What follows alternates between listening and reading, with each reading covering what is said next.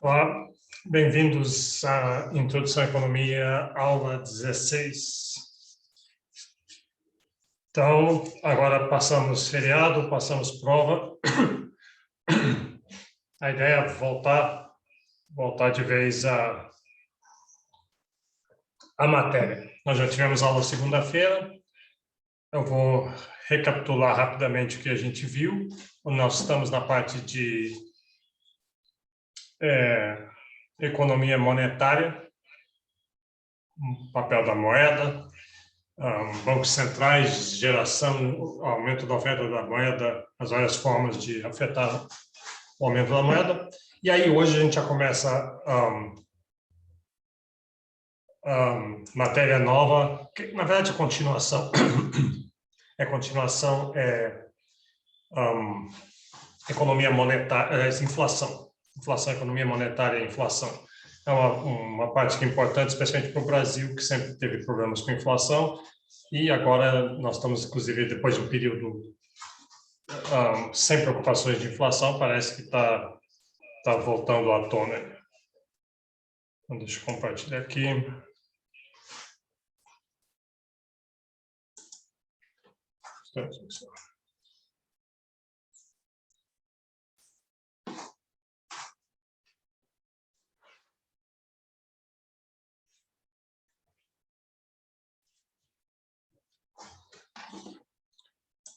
Então, vamos lá. Deixa eu recapitular um pouco do que a gente viu na aula passada.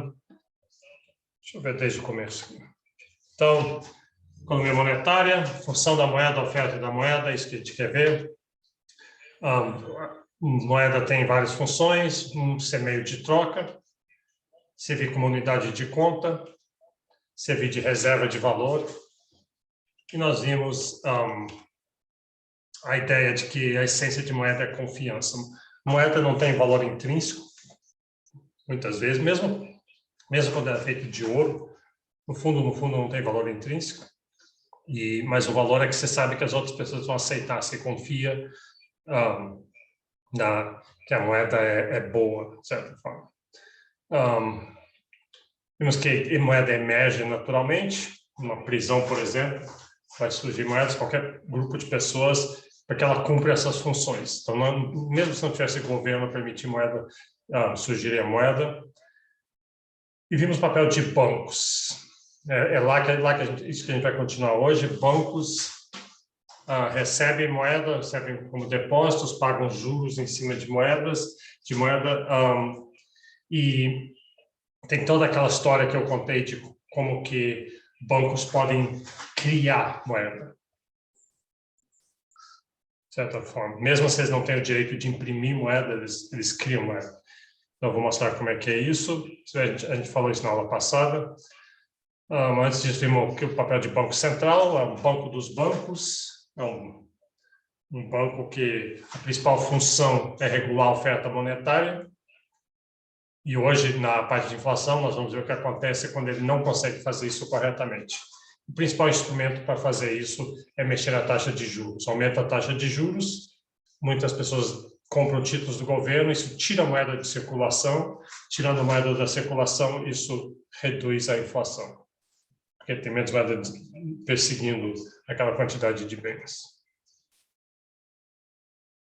E, finalmente, acho que a última coisa que a gente viu na aula passada foi essa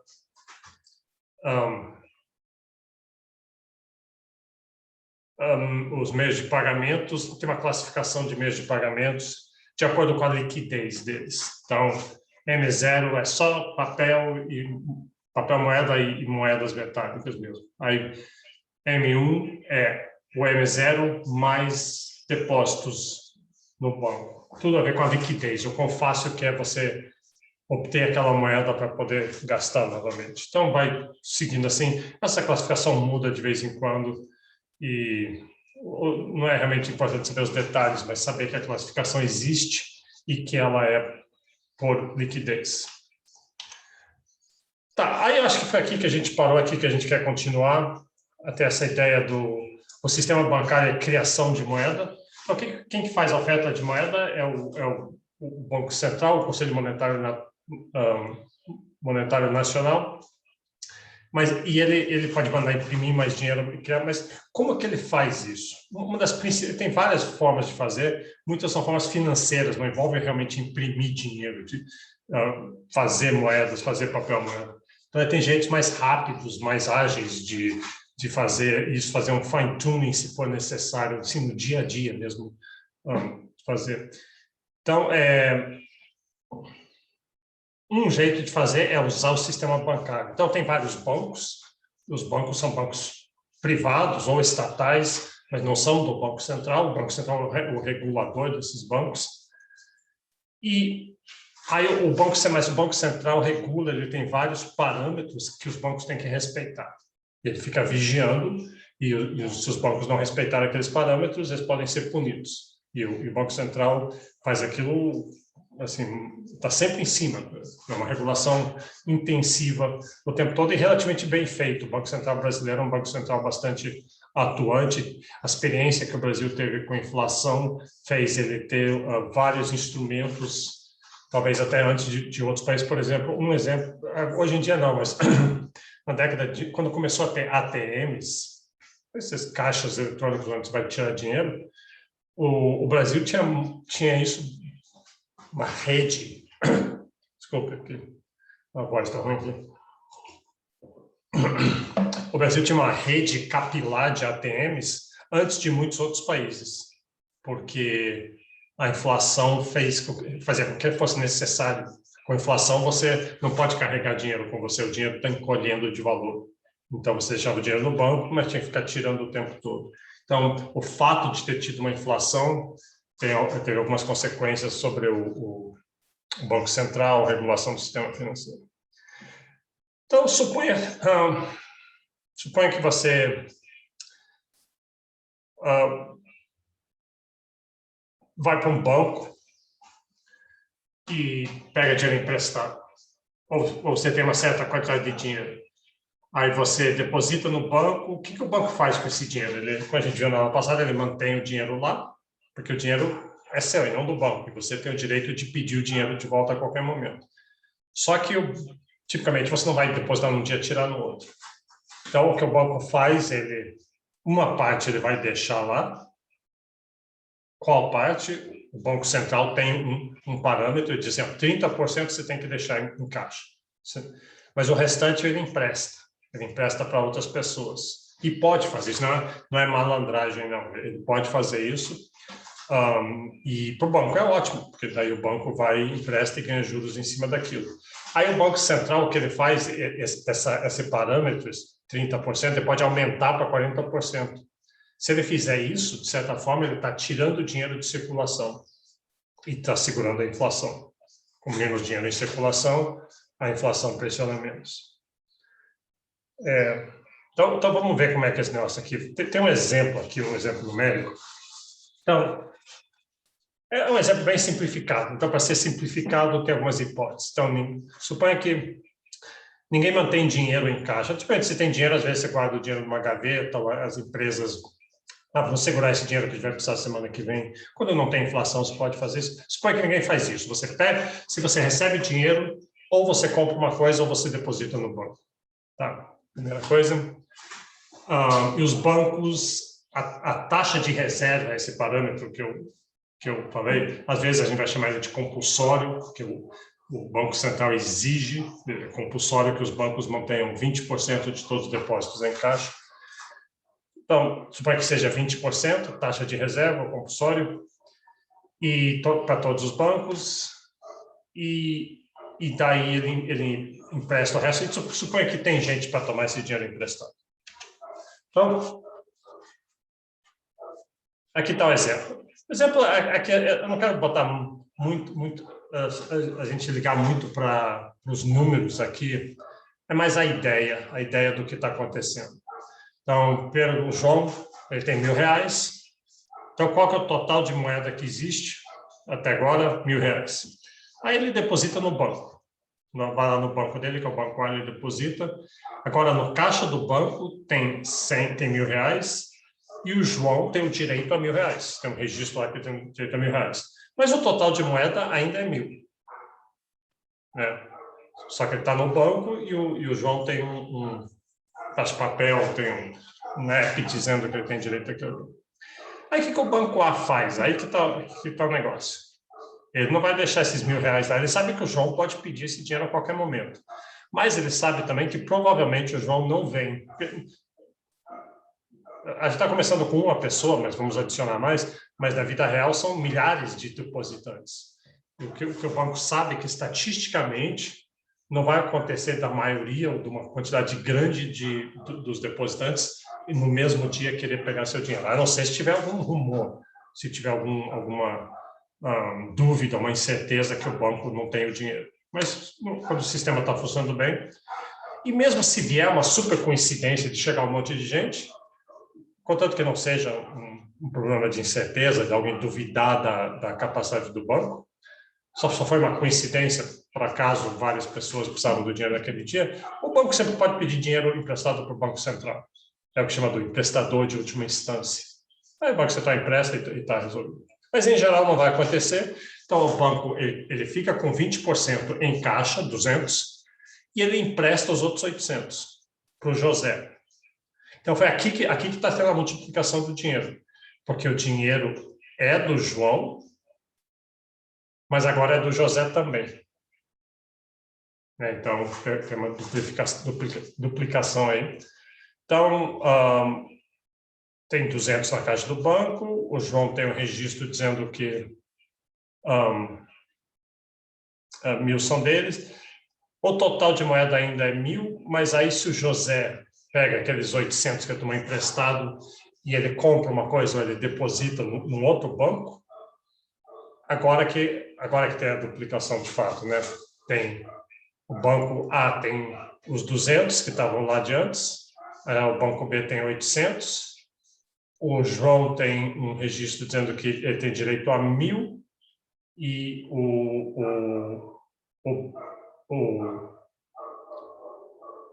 a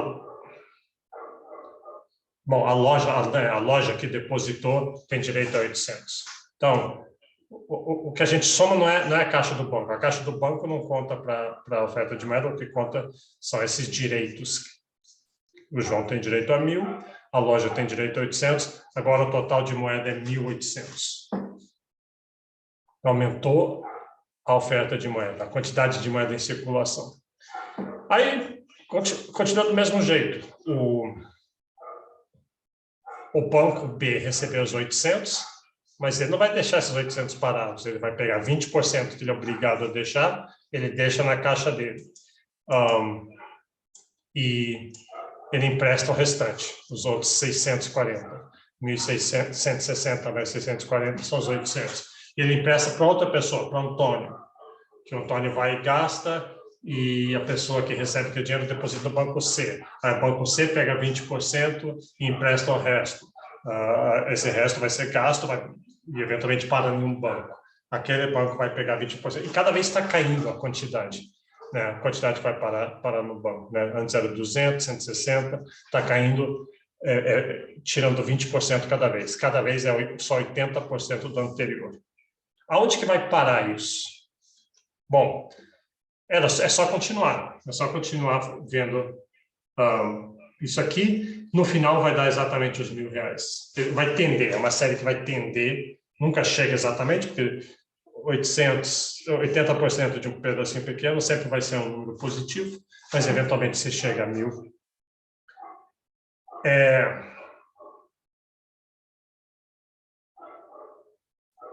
E aí, o que a gente quer ver é a ideia do multiplicador. Para cada R$1 que tem aqui, que vai parar nos bancos, tem R$5 em depósitos. De modo, a questão é que esses R$1.000 iniciais, eles estão sendo multiplicados de certa forma, e quanto que vai dar no final? Quanto que a oferta monetária vai acabar originada desses R$1.000? Então, a ideia disso, tem uma fórmula aqui, tem um multiplicador. E a resposta é essa fórmula aqui, o multiplicador ECM. Então, o multiplicador, no nosso caso, é 1 sobre a taxa de encaixes lá, a taxa de reserva, o compulsório, que é 20%. Então, aqui, ó, 1 sobre 20% é 5. Então, esse multiplicador é 5. O que quer dizer isso? Quer dizer que a quantia inicial, no nosso caso, R$ 1.000, deu origem ao aumento do estoque de moeda de R$ 5.000, que são os R$ 1.000 originais mais R$ 4.000. Então, na prova, às vezes tem perguntas sobre multiplicador, mas geralmente é fácil. Eles falam assim,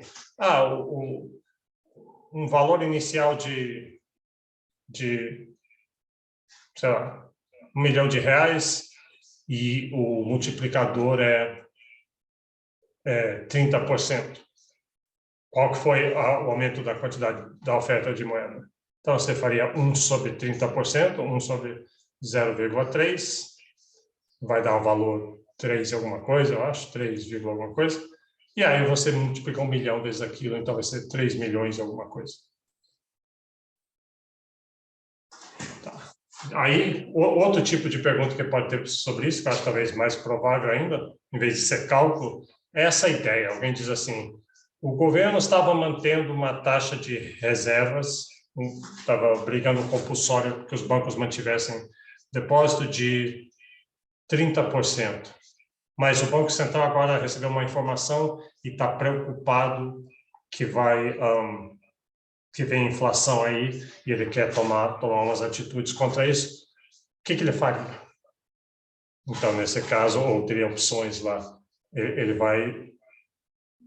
iria aumentar uma das coisas que ele poderia fazer, ele pode aumentar os juros, é outro instrumento que ele tem, mas um instrumento seria esse de aumentar a taxa de reservas, obrigar os bancos a manter mais dinheiro, aí os bancos estão emprestando menos, tem menos dinheiro em circulação, isso ajuda a segurar a inflação. Então, vamos ver essa ideia do controle de oferta de moeda. Daqui a pouco a gente vai ver inflação. Então, isso aqui é muito importante, porque a gente vai ver que a principal causa de inflação necessariamente tem um aumento da oferta de moeda. Então, como é que bancos centrais podem ofertar a taxa de oferta? Deixa eu pegar uma pastilha aqui, porque a voz está falhando.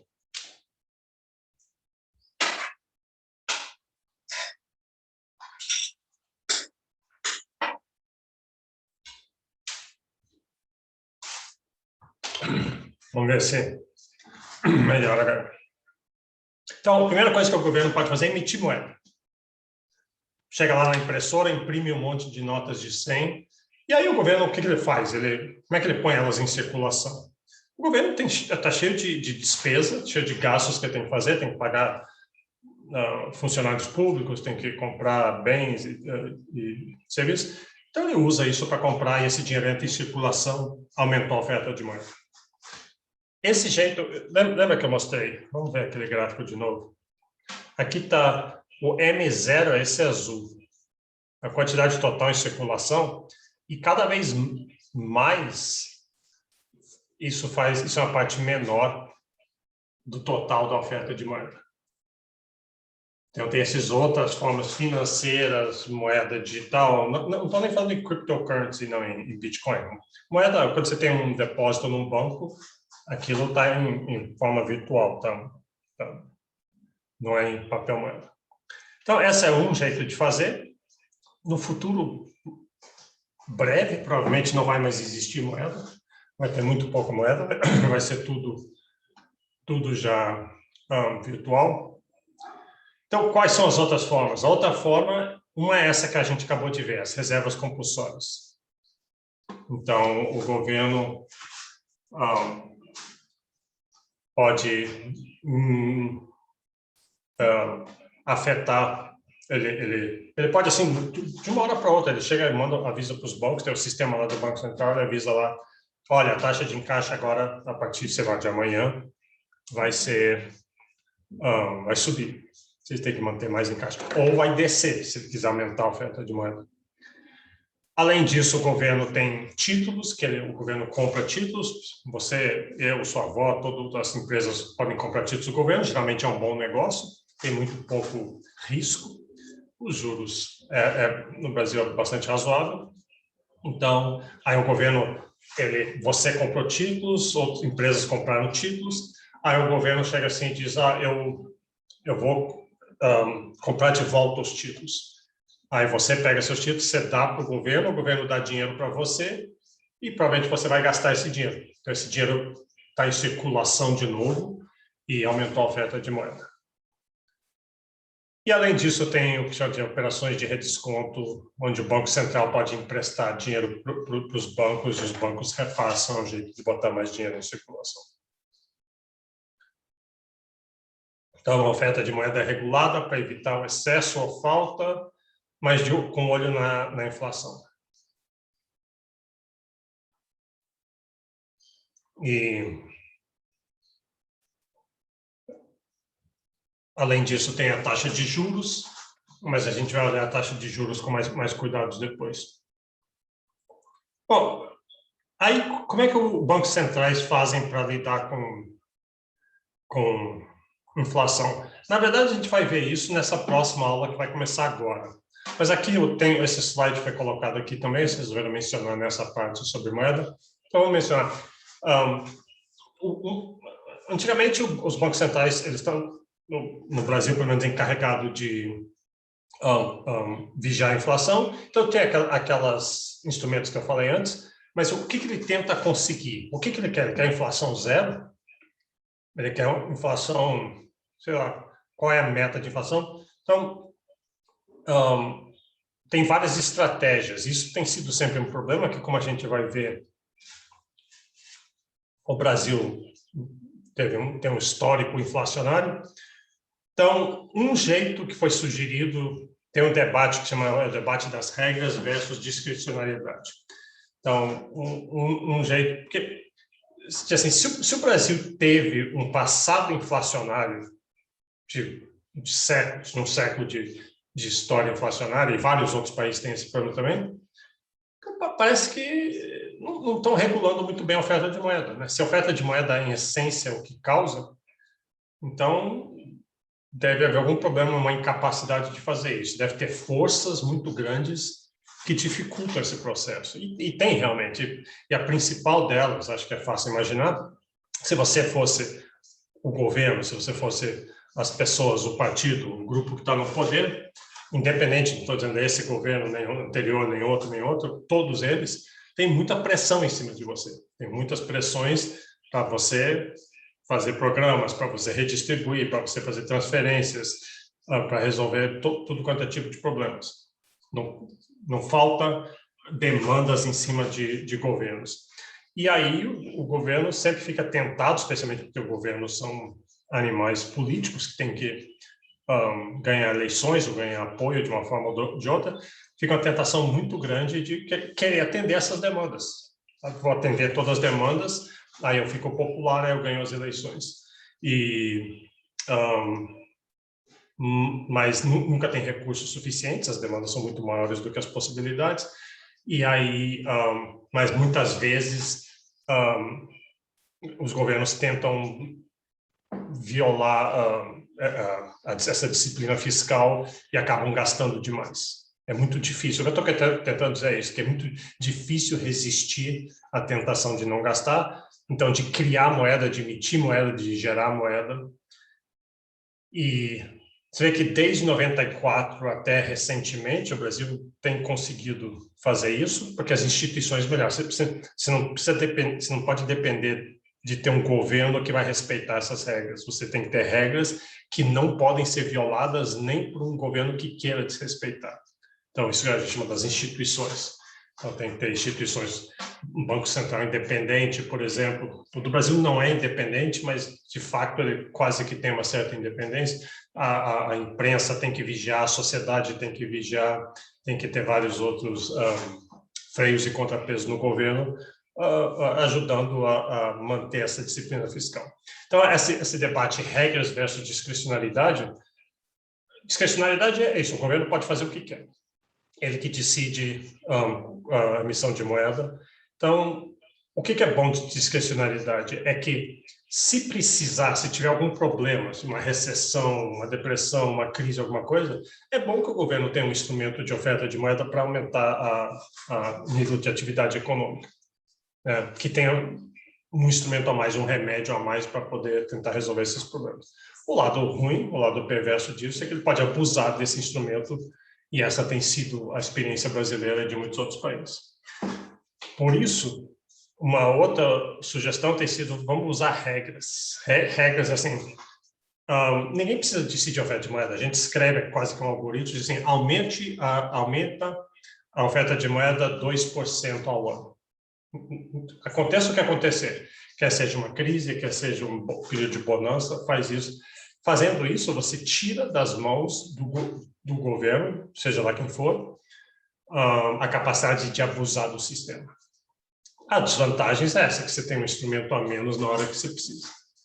Então, um outro jeito que tem sido usado, isso no Brasil já, acho que uns 20 anos, acho que, se eu não me engano, a partir do ano 2000, mas é por ali, e é usado em vários outros países, um esquema chamado metas de inflação. Então, metas de inflação, o governo pega uma meta e fala assim, ali, desde 2010, é o ano. A meta é 4,5. Essa é a inflação que o Banco Central quer atingir. E a gente, mas claro que não vai acertar exatamente 4,5, porque inflação, né, varia para cima e para baixo. E, então tem uma tolerância de 2% para cima e 2% para baixo, são as bandas que falam.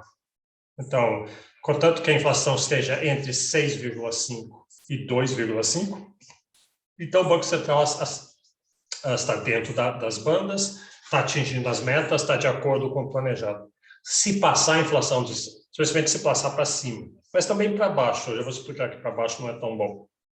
Se passar de 6,5, aí o Banco Central está falhando e ele tem que agir, ele tem que aumentar os juros mais fortemente, vai ter mais pressão em cima do Banco Central para lidar com a inflação. E isso tem funcionado bem no Brasil, tem funcionado bem no resto do mundo, ainda mais que nos últimos 20 anos a inflação tem estado meio subjugada no mundo. Recentemente, com a pandemia, os gastos da pandemia, isso tem voltado, ainda não é um problema ainda, mas as pessoas estão preocupadas que vai ser. Inclusive aqui no Brasil, a gente vê o preço da gasolina subindo, várias outras coisas assim.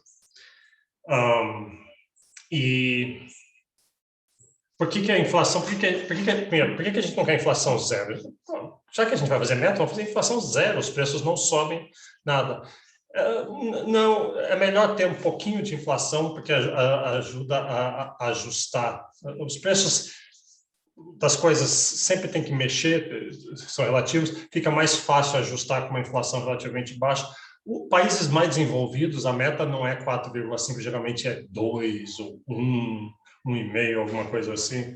Mas para o Brasil, onde tem mais volatilidade, 4,5 é baixo relativo ao que a gente estava acostumado. E por que a gente tem uma banda inferior? Se a inflação passar de 2,5 e tiver, por exemplo, 1%, por que o Banco Central iria tentar fazê-la subir? É porque uma inflação baixa é bom no sentido que não tem inflação, mas pode ser um reflexo de uma economia parada, né? Uma economia estagnada, onde não tem demanda por trabalho e outras coisas. Então, uma economia crescente, geralmente você gosta que ela seja um pouquinho mais aquecida. Então, as bandas são isso. O Copom, esse comitê, eu não sei exatamente agora quem é, geralmente o ministro está fazendo, o presidente do Banco Central, o ministro do Planejamento, que não existe mais. Bom, tem diretores do Banco Central, é um grupo de pessoas que ocupam cargos altos no governo e no Banco Central. Eles se encontram 8 vezes por ano e lá eles determinam a taxa de juros do governo. Selic é os juros que o governo paga nos títulos dele. Ele lança os títulos dele e ele paga esses juros, mas os juros que o governo pagar, como eu expliquei na aula passada, acaba influenciando os juros que todos os outros bancos cobram.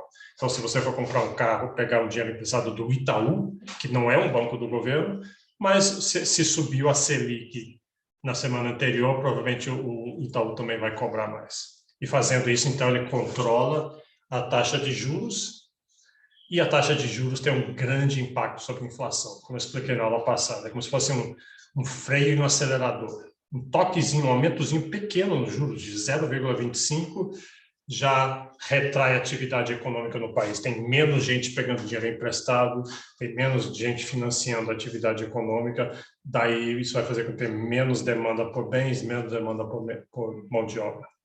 Então, tem brigas imensas sobre isso. Fique atento nos jornais, qualquer momento dessas vai ter uma reunião do Copom, aí se eles aumentam os juros, no mesmo dia tem gente nos jornais, tem empresários e jornalistas e economistas, especialistas reclamando, dizendo, poxa, o governo vai fazer isso, isso vai aumentar o desemprego, não precisava se preocupar com inflação, a gente podia viver com um pouquinho mais de inflação, mas ter, em compensação, mais atividade econômica. Ou vice-versa, tem gente reclamando, o governo não aumentou o juros suficiente, vem uma inflação aí, se não aumentar agora, depois vai ser muito mais difícil tirar a inflação.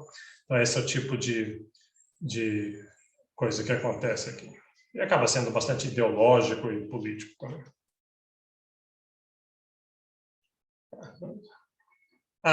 Aqui só para mostrar em cinza está a meta de inflação, a meta de 4,5.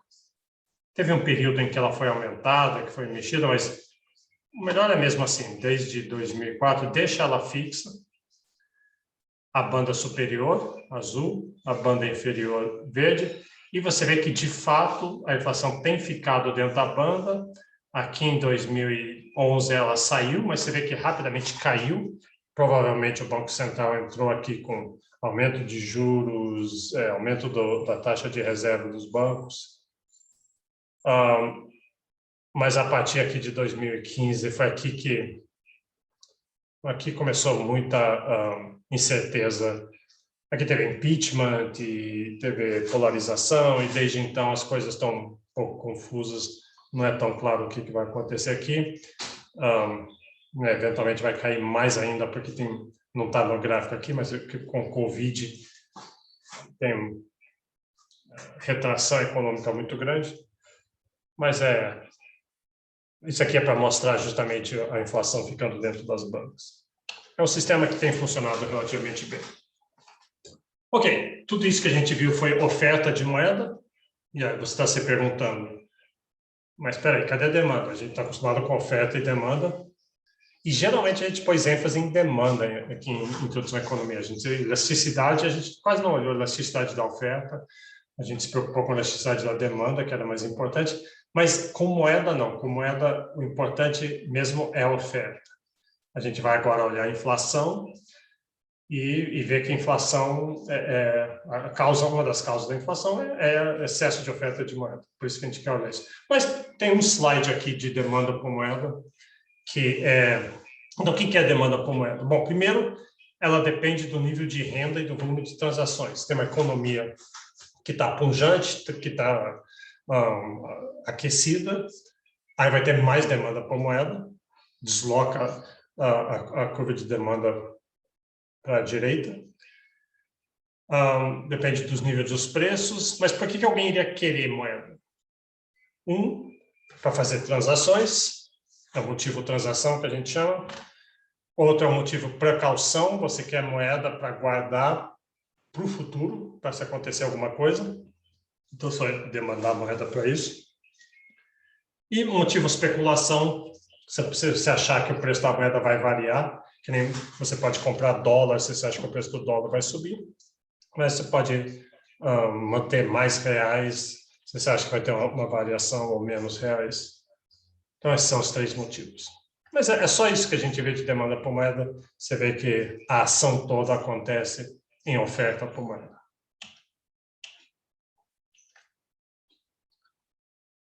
Ok. Então, se tiver alguma pergunta sobre moeda, eu posso responder, ou vamos ver, ou senão a gente continua. É quase como se fosse o mesmo tema. Inclusive, tem algumas coisas repetidas, mas inflação. Porque inflação é totalmente ligado com moeda. Tem um famoso ditado, acho que do Milton Friedman, que inflação é, em todo lugar e sempre, um fenômeno monetário. Ela existe porque a oferta de moeda foi aumentada. Então, vamos ver isso aqui. Vou pegar meu relógio para ver como é que a gente está de tempo. Então, tá. Vou começar com esse gráfico.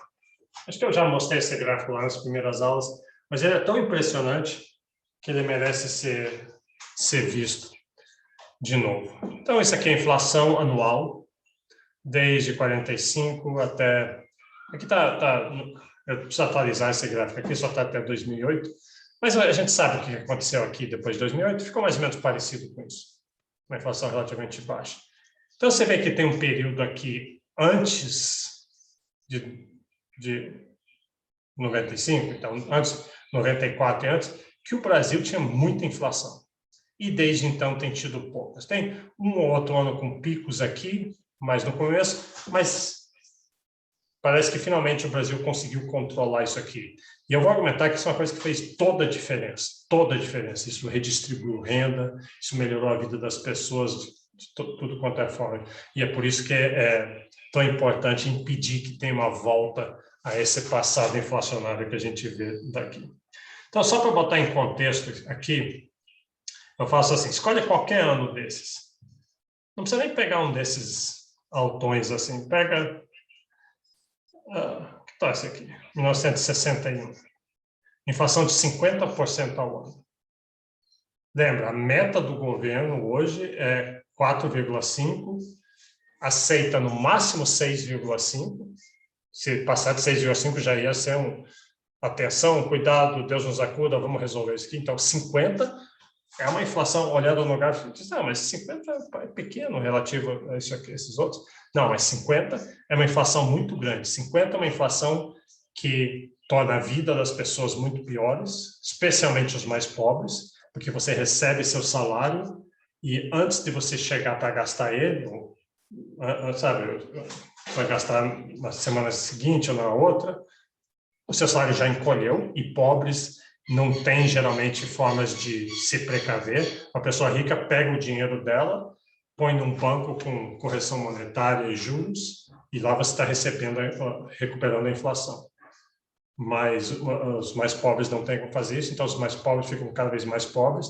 É ruim para as empresas não têm como se organizar, não têm como se preparar, fazer planos, fazer orçamentos não tem sentido, porque você está com... Orçamento requer que você compare o valor das coisas em períodos diferentes.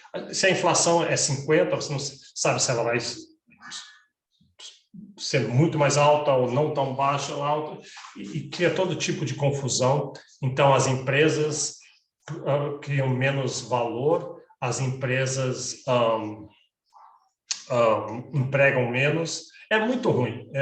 Eu sei que às vezes vocês que viveram a maioria da sua vida nesse Brasil aqui, vocês ouvem os seus professores de economia falando sobre inflação, a gente conta essas histórias de horror, seus pais, seus avós talvez contar como era ruim, especialmente nesse período hiperinflacionário. Aí vocês ficam assim, esse pessoal velho, não sei, não era tão ruim assim, o que tem? Quem se importa? Não podia ser tão ruim assim. Você aprende a viver com isso, você lida com isso. Não, é muito ruim mesmo. É uma coisa que esmaga você, esmaga as pessoas, esmaga o espírito das pessoas. Bom, se você acredita nisso, então, aí diz assim, bom, se isso aqui é ruim 50, imagine esse ano aqui. Deu uma inflação de uns 90. E repara que foi antes da ditadura militar. Foi aqui que teve o golpe de 64. Muito por causa disso, claro.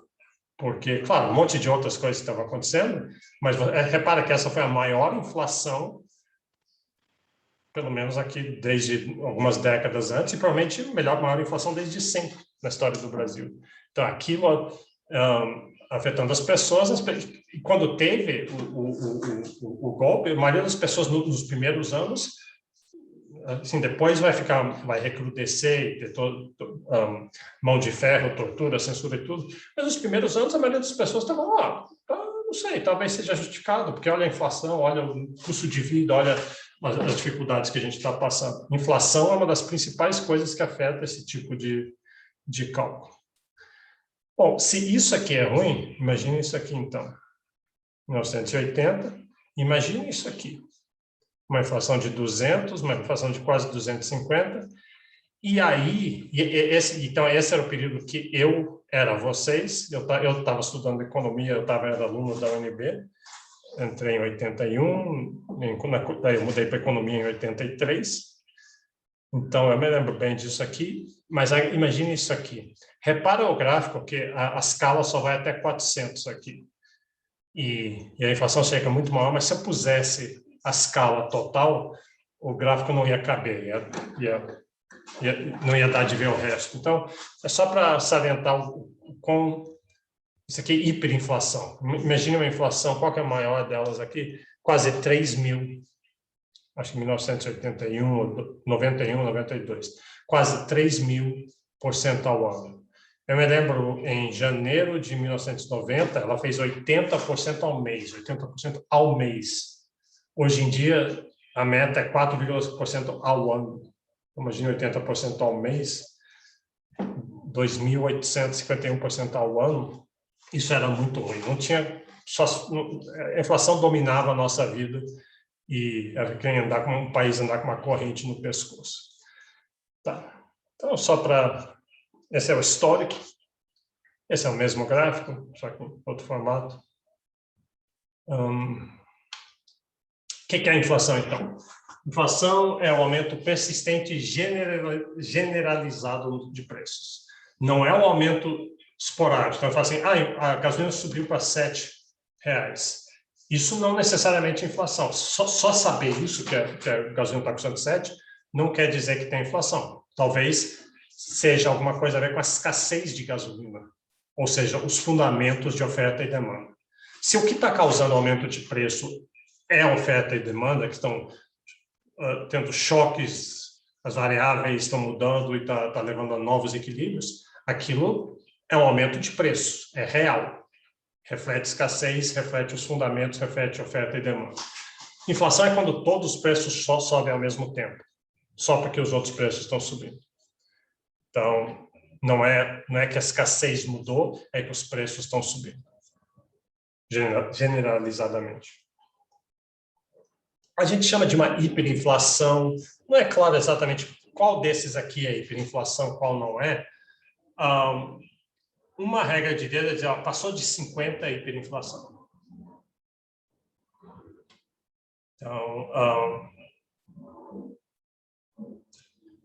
Então esses aqui seriam hiperinflação, esses aqui com certeza. Mas isso é só uma regra de Deus. Uma coisa interessante de inflação é assim, você diz assim, a gente aqui tem uma inflação aqui de uns 10%, mas não tem problema, a gente não precisa se preocupar. E muita gente quer falar isso porque se diz assim, a gente não quer, só porque a inflação está em 10% e parece que ela está subindo, a gente não quer que o Banco Central aumente os juros, segure a oferta de moeda, porque isso gera desemprego. O aumento de juros gera desemprego, gera menos atividade econômica, menos contratação, menos aquecimento da economia. Porque aí as pessoas dizem assim, porque 10% não é nada, não tem problema nenhum, 10%, olha, a gente já viveu com 250, outras coisas assim, e 10% é só uma fração, mas é porque não é linear, esse é um negócio importante. Você não pode dizer, uma inflação hoje está 10, então se a gente continuar fazendo, levou um ano para ela aumentar 10%, então a gente tem mais um ano, aumentaria só para 20%, mas a inflação não é assim, ela é exponencial. Ela pode ir devagar, aumentando de 1 para 2, para 3, para 4, de repente ela vai para 10, aí ela não vai para 20, ela vai para 100. Ela é exponencial, ela é multiplicativa e não aditiva. Por isso que muitas pessoas tratam a inflação como se fosse aditiva, e aí não seria tão perigosa, mas ela é multiplicativa. Pandemias são meio assim. A gente não precisa se preocupar com máscaras, não precisa se preocupar com vacinas, porque, olha, está aumentando pouco, está aumentando, mas está aumentando pouco o número de casos. mas o negócio é que não é esse tipo de variável, uma variável, então vai dobrar, sabe? O que vai acontecer é que de repente estoura. Inflação é que nem pandemia. Bom, deixa eu mostrar algumas hiperinflações. Na verdade, eu não deveria ter que fazer isso, porque, como eu falei, a gente viu nos gráficos, o Brasil tem um passado hiperinflacionário, mesmo vocês não tendo vivido exatamente aquilo, vocês podem... vocês ouvem as histórias, mas vale a pena ver assim. Então, a Alemanha teve uma hiperinflação, inclusive a Segunda Guerra Mundial, também, aquilo que eu falei, uma hiperinflação é tão perversa na vida das pessoas que ela pode levar as pessoas a apoiar partidos políticos ou políticos com mensagens ou promessas né, que podem levar a coisas ruins. Então, aqui está... Repara que a escala é logarítmica. Então, isso é uma hiperinflação alemã. Está aqui, esse é um alemão, e ele aparentemente está indo... Você diz assim, puxa, deve estar indo ganhando a loteria, está indo no banco depositar? Não, aparentemente vai lá no açougueiro comprar 2 salsichas e 3 pãezinhos. Porque o que acontece com uma hiperinflação é que a moeda está perdendo valor. Então, provavelmente, todo esse dinheiro que ele tem aí, isso talvez valia muito um mês atrás, mas hoje vale incrivelmente menos. E se ele não gastar isso hoje, amanhã pode não valer nada. Obviamente, o que isso quer dizer, tem que necessariamente dizer, que o governo está emitindo dinheiro sem parar. O governo está emitindo dinheiro sem parar. Por que esse dinheiro não vale nada? Porque tem tanto por aí, o governo está emitindo tanto, que não vale nada. A gente vai ver até gente não se abaixando no chão para pegar dinheiro. Aqui. Tenta ler. Eu não sei que língua está escrita ali no poste. Talvez seja Hungria aquilo ali. Quer dizer, parece França, mas não, talvez Hungria. Mas, aqui, crianças brincando com dinheiro, porque não vale nada. Isso aí, se pegar todo esse dinheiro, a gente ele não consegue comprar, tomar um cafezinho e os caras varrendo ali. Então, isso era verdade. E, de novo, o que está por trás disso é que o governo está emitindo demais. Aqui uma nota de 10 milhões de marcos, 10 milhões. Então, se você tem essa nota, você é um milionário. Isso na Alemanha, em 23, depois da Primeira Guerra, antes da Segunda Guerra. Isso está escrito ali, isso compraria 6 quilos de carne ou 3 quilos de manteiga, mais ou menos. Então, com uma nota, então não é tanto. Né? 10 milhões de marcos. Crianças brincando, um selo de 5 milhões. Parece ser 5 bilhões, né? Sei lá. Mas é um selo que só dá para mandar uma carta. Poxa, então com esse selo eu posso mandar milhões de cartas? Não, manda uma carta só. Aqui, Zimbábue. Zimbábue é país na África, que então tinha uma nota de 100 trilhões de dólares zimbabueanos. Olha quantos zeros tem aqui. 3, 6, 9, 12, 14, 15 zeros. E o Brasil já teve isso também. De vez em quando ficava tanto zero, ficava tão difícil mexer com esses números, as calculadoras não cabia nem nada. Então, o governo falava assim, vamos cortar os zeros. No dia tal, marcava um dia, a partir de tal dia, a gente vai cortar 12 zeros. Então, a nota de 100 trilhões de dólares vai valer 100 novos dólares. No Brasil, a gente tinha um cruzado, aí fizeram isso, tiraram 3 zeros, virou um novo cruzado, novo cruzeiro. Não muda nada, porque só tirar os zeros, se tira de toda a moeda, os preços relativos ficam exatamente iguais, não mudou nada, só fica mais fácil mexer. Aí carimbavam a nota, assim, para não ter que fazer notas novas. As novas já vinham sem os zeros, mas as velhas tinham um carimbo oficial dizendo, ó, esse aqui é de 100 só. Agora, em vez de 100 trilhões, é só 100. A brincadeira do pessoal lá, eles são bilionários esfomeados. Aqui, uma conta de um bar em Zimbábue, ele comeu uma água mineral, um prato feito, né, um jantar, e o preço todo saiu aqui, né, 1.243 milhões de dólares para essa pequena refeição. O garoto brincando aqui com as moedas que deixou no chão também. No banheiro dizia assim, ó, não use papelão ou pano, não use dólares como papel higiênico, porque vai entupir a privada. Quer dizer, valia tão pouco que as pessoas usavam as notas para esse fim. Eu botei esse cara aqui porque esse era o ditador, como é que é o nome dele? Tem o nome dele aqui.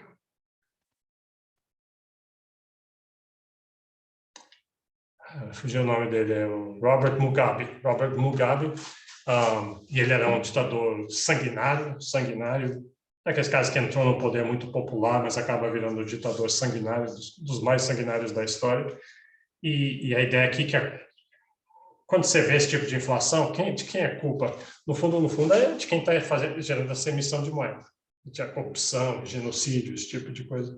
Mas estão dizendo, o zero que devia ser removido tinha que ser ele, não não só os zeros dos números. Israel teve uma hiperinflação também.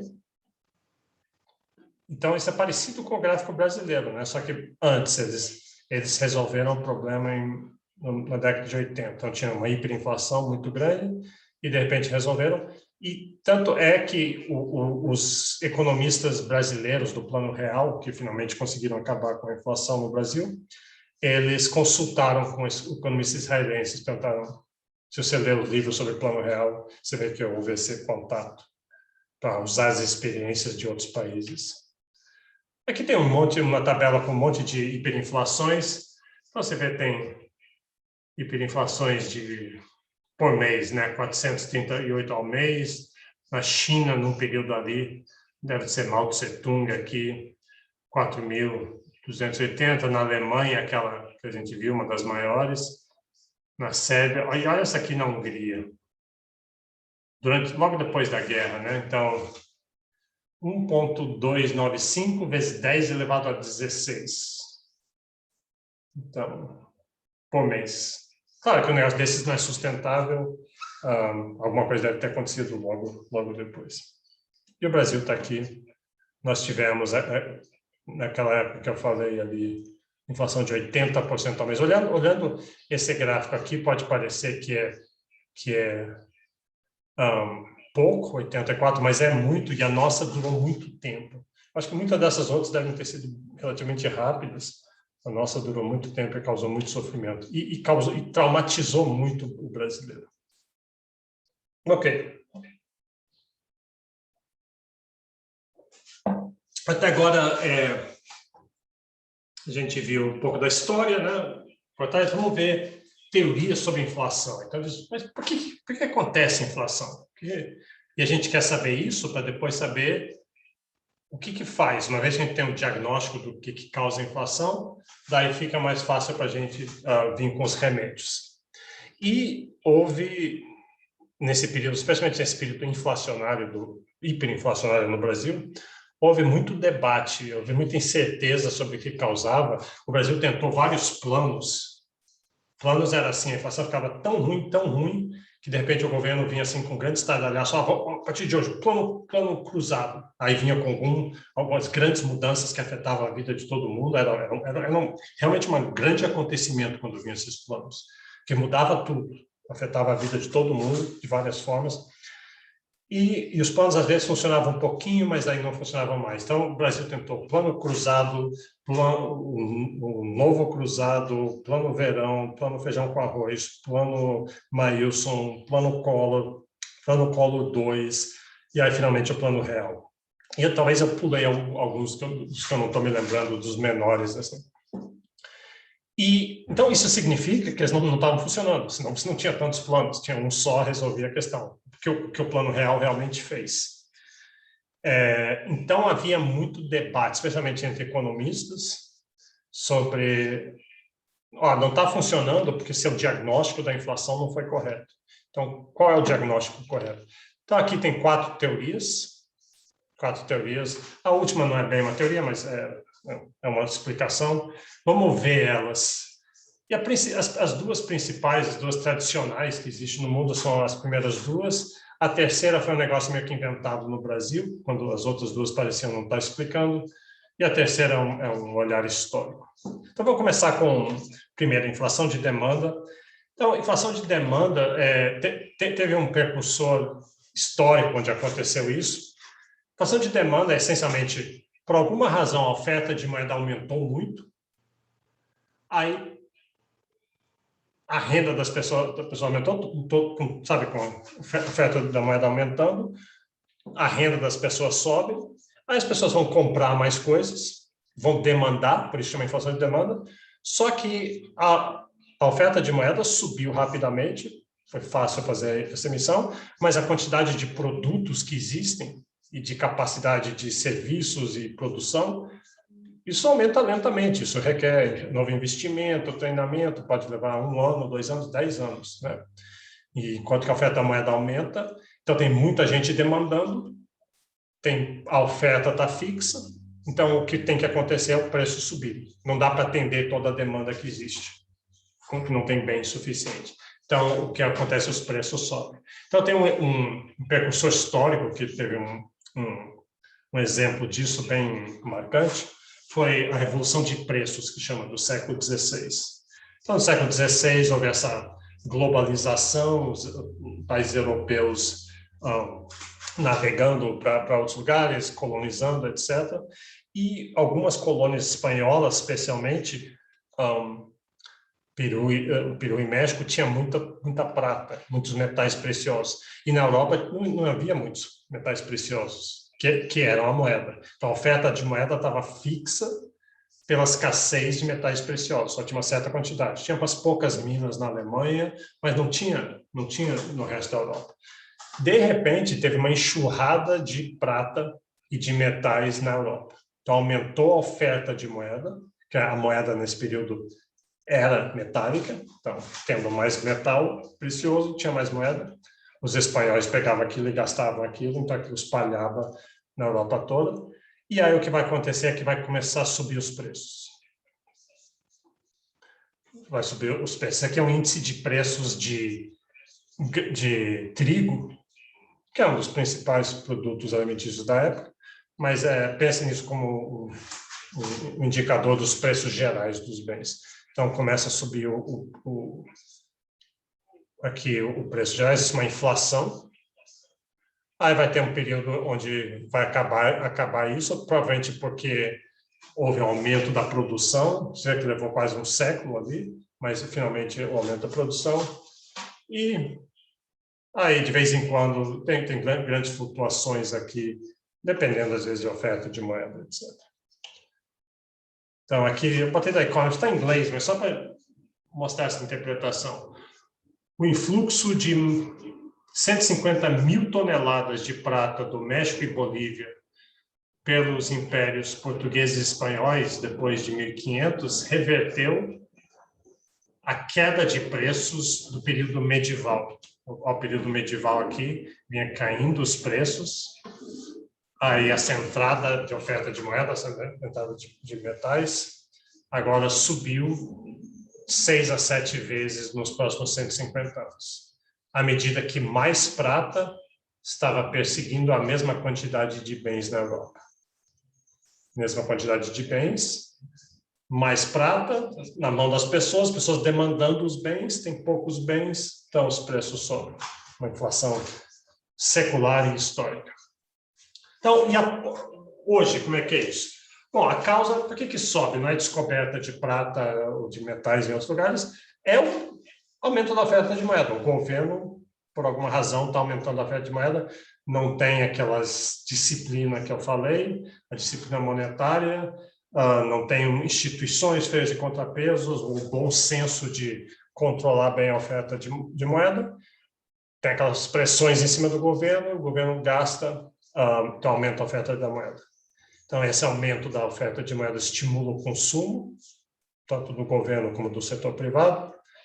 Com mais moeda em circulação, os juros caem, porque tem muita moeda em circulação. Se o governo quiser vender títulos ou uma empresa quiser atrair investimentos, não precisa aumentar, não precisa oferecer um juros muito alto, que tem muita gente com dinheiro disposta a emprestar. Isso leva a aumento no consumo, já que os juros estão baixos, e investimento, então tem demanda por mais bens ainda, e que tem poucos bens relativos. E aí isso pode gerar inflação. Agora, vai gerar inflação? Não necessariamente. Se houver capacidade ociosa, ou seja, as fábricas estão funcionando a meia velocidade, eles podem botar mais um turno, pode contratar mais gente com as mesmas máquinas, sem ampliar a fábrica, as fazendas estão produzindo, mas tem pedaços, tem outras terras que não estão produzindo, mas podem rapidamente, agora que aumentou a demanda de uma hora para outra, produzirem. Então, se tem essa capacidade ociosa, aí, se aumentar a oferta de moeda, aumenta a demanda, rapidamente o país começa a produzir mais e atende aquela demanda. Aí isso não gera inflação. Mas, se o país já está perto da sua capacidade, as terras já estão todas sendo usadas, as fábricas já estão produzindo tudo o que podem, a mão de obra especializada já está toda empregada, aí, de repente, aumenta a oferta de moeda, aumenta a demanda, aí as fábricas querem produzir mais, mas não conseguem mais máquinas, mais peças, mais mão de obra. As fazendas não conseguem mais fertilizantes, mais tratores, mais caminhões para levar para o mercado as coisas. Então, não tem como produzir mais. Claro, num período de 1 ano, 2 anos, 3 anos, dá para fazer isso. Mas até lá, vai gerar inflação. É a inflação que restabelece o equilíbrio. Então, essa explicação de inflação de demanda, e ela é tradicional, ela é ortodoxa. Esse é o jeito que se pensa, e tem muita gente, muitos economistas dizem, não, é isso, a inflação é só isso. Não precisa de encontros e explicações mais complicadas. Inflação é a oferta de moeda, aumentando a demanda. Vamos ver graficamente como é que é isso. Você já estava sentindo falta, né, do bom e velho gráfico de oferta e demanda. Aqui, pensa nisso como oferta e demanda de todos os bens da economia. A gente está em macroeconomia agora. Então, antes a gente dizia assim, aqui oferta e demanda de cebolas, de automóveis, de viagens, de serviços dentários. Né?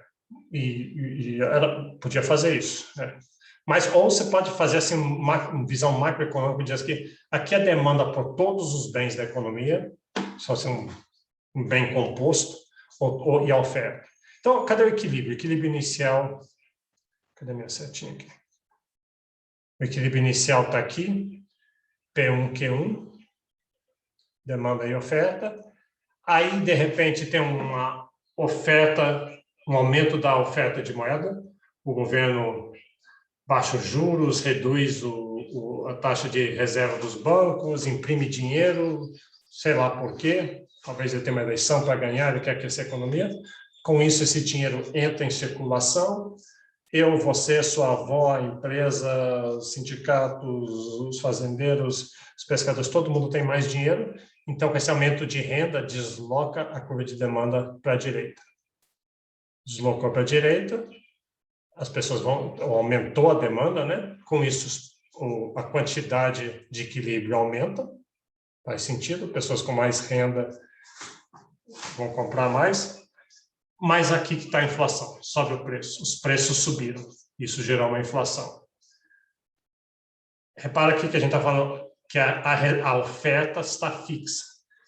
Se a oferta pudesse responder rapidamente, ela viria aqui para fora, aí o equilíbrio podia, né, dependendo de onde viesse a oferta, os preços até caírem.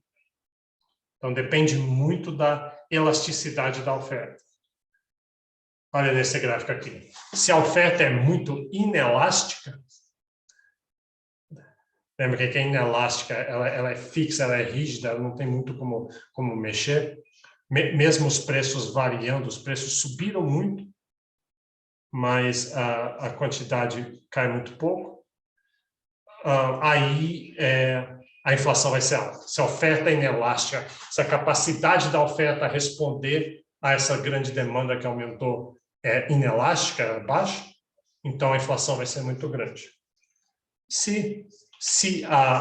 Eu não desenhei aqui, mas se a oferta é muito elástica, ela responde a preços, então, uma vez que vem a inflação, rapidamente os produtores teriam como em pouco tempo responder, aumentar a oferta de produtos, e aí os preços não iriam subir tanto. O fato do Brasil ter tido esse histórico inflacionário sugere para a gente que a oferta de muitos bens no Brasil é relativamente inelástica, né? É difícil fazer investimentos. Tem burocracia, tem custo Brasil, tem corrupção, tem falta de mão de obra bem treinada, tem impostos muito altos, tudo conspira para dificultar. Então, aumenta os preços, os empresários, produtores, as lojas pensam assim, poxa, eu podia entrar num projeto de expansão, de investimento, poxa, mas está tudo conspirando contra, está tudo difícil, isso vai dar trabalho, tem risco, o crédito é caro, mão de obra, eletricidade falha, as comunicações são ruins. Quer saber? Não vou entrar nessa. Então, aí a oferta é inelástica.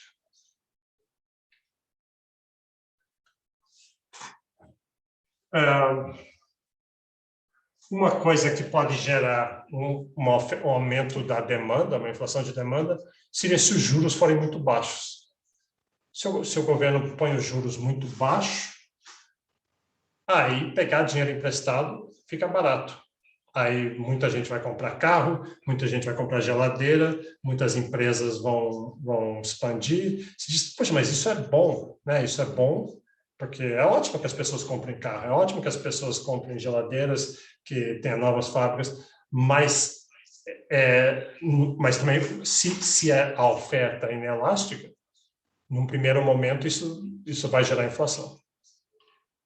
Então, e a inflação pode ser tão perversa que ela impede os benefícios que viriam depois. Então, um problema seria a política monetária do governo errar. Outro seria a política fiscal, os gastos do governo. O governo gastar demais, fazer concurso demais, contratar demais, e também baixar os impostos demais. Porque se o governo baixa os impostos, ele recebe menos dinheiro, arrecada menos, e aí provavelmente ele vai ter que aumentar a oferta de moeda de alguma forma. Então, tem toda espécie de erros que governos podem fazer, e eles podem fazer porque são incompetentes, porque são corruptos, ou simplesmente porque vão errar a mão e essas coisas são difíceis de fazer. E porque tem incentivos perversos para isso, né? Uma eleição, por exemplo, eleições são ótimas, né? A democracia é uma coisa muito boa, mas ela cria esses incentivos de quem está no poder usar o seu poder para se beneficiar nas próximas eleições. O que precisa ter instituições que impeçam esse tipo de comportamento. Mas muitas vezes pode ser inflacionário. Ok, vamos só ver a inflação de custos. Daí a gente deixa as outras duas para depois. Inflação de custos, essa é uma coisa que surgiu mais ou menos na década de 70. Antes, a ortodoxia inflação é a oferta de moeda. Aumenta a demanda, gera inflação. Inflação de custos, na década de 70, teve várias crises no mundo, a crise de petróleo, a crise dos juros, e algumas pessoas começaram a achar, dizer, olha, tem uma outra fonte de potencial de inflação, talvez seja mais importante ainda. É que quando, de repente, tem uma crise na economia, isso pode aumentar os custos de produção. O petróleo fica mais caro, a mão de obra fica mais caro, esse tipo de coisa. Acho que o que levou isso foi justamente a crise de petróleo. Deixa eu botar, tem uma foto aqui. Isso aqui nos Estados Unidos na década de 70. Isso é um choque no mundo. Os Estados Unidos tinham passado os 100 anos anteriores se tornando o país mais rico do mundo, tudo à base de petróleo. A ideia de que petróleo é barato, petróleo não tem problema nenhum, eles nem sabiam sobre aquecimento global ainda. Então, petróleo é barato, não tem problema nenhum, então toda a malha deles energética era à base de petróleo, e aí os produtores de petróleo resolveram aumentar os preços, fizeram um cartel, aumentaram os preços, então, de certa forma, aconteceu isso aqui que o gráfico está mostrando. Houve um deslocamento, não da demanda agora, mas da oferta. A oferta de bens, porque qualquer pessoa que produz qualquer coisa, que oferece qualquer coisa, precisava de petróleo. Os petróleos é um dos principais insumos. E o preço do aumento do petróleo foi muito grande. Mais ou menos o que a gente está vivendo hoje no Brasil com gasolina 7. Isso afeta todos os bens. Então, ficou mais caro produzir, é o equivalente a um deslocamento da oferta para a direita. Então, deslocou. A demanda, mesmo se a demanda não mudou, isso teria levado ao aumento dos preços. Então, está aqui a inflação de custos. Uma inflação de custos. Depois vai ter uma crise de juros, é a mesma coisa. Quem produz, da mesma forma que petróleo é um insumo essencial, crédito é outro, e juros é o preço do crédito. Então, o petróleo ficou mais caro, a energia ficou mais caro, os juros ficaram mais caros, crédito ficou mais caro, então deslocou a oferta e demanda e todos os outros bens aumentaram de preço.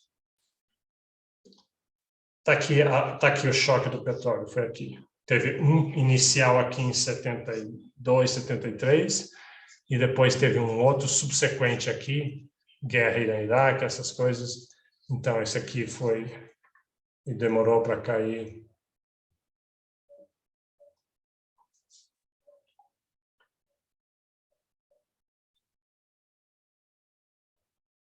Tá. Aí, só para acabar, então, um jeito que você vê, tem essa ideia de uma espiral, o que aconteceria assim, pensar a inflação, essa inflação de custos como um conflito distributivo. Assim, especialmente entre trabalhadores e os donos do capital. Então, eu penso assim, os trabalhadores querem maiores salários, eles demandam maiores salários, eu quero maiores salários, você quer, todo mundo quer, e especialmente em algumas indústrias, os trabalhadores eram bem organizados, eram sindicalizados, podiam fazer greves e eles conseguiam aumentar salários. Os empresários, obviamente, querem maiores lucros, e um jeito de conseguir maiores lucros é restringir os salários. Então, se os trabalhadores barganhavam, conseguiam um salário maior, aí isso aumentava os custos da empresa. Ficava mais caro produzir. Aí os empresários aumentavam o preço. Claro, a capacidade deles aumentar o preço depende da necessidade do bem.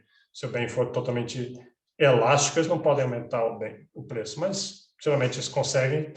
E aí, com o aumento do preço dos bens, vinha uma inflação que reduzia o poder de compra dos salários. Aí os trabalhadores vinham com o salário deles que tinha aumentado, mas agora não está comprando tanto quanto comprava. Então, eles barganham por mais aumento de salários.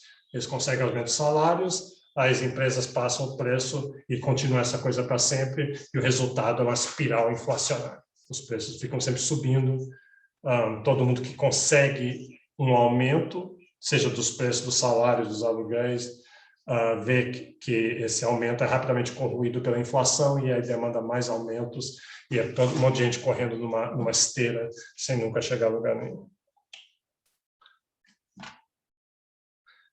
Isso pode acontecer também se os mercados são concentrados, se tem falta de competição nos mercados, então as empresas estão livres para aumentar seus preços. Se tem competição, geralmente elas não podem aumentar o preço. Então, competição geralmente é o remédio para quase tudo, né? Mas muitos setores são oligopolizados, tem oligopólios, e tem isso. Além disso, o governo, às vezes, está tentando aumentar o salário mínimo acima da produtividade.